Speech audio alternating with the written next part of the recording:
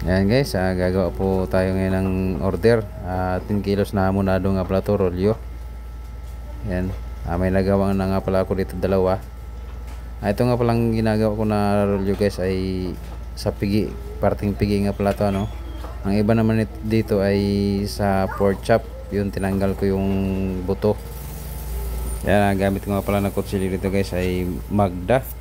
12 inches nga pala itong gamit ko kasi medyo malalaki itong iba na gagawin kong rolyo. Yan, kaya itong 12 inches ang ating gagamitin.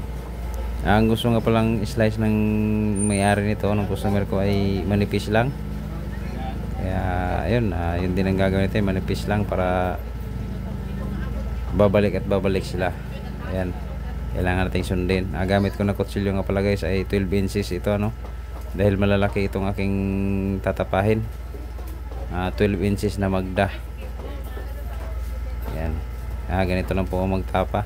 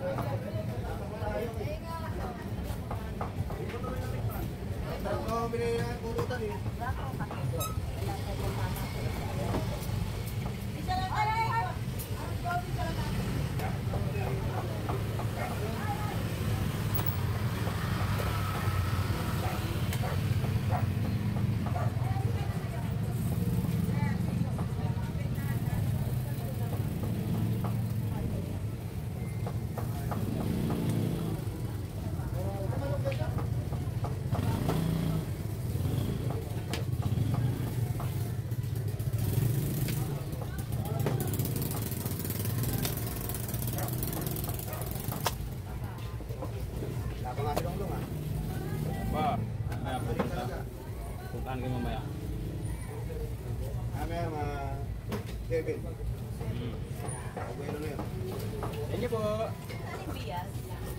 50.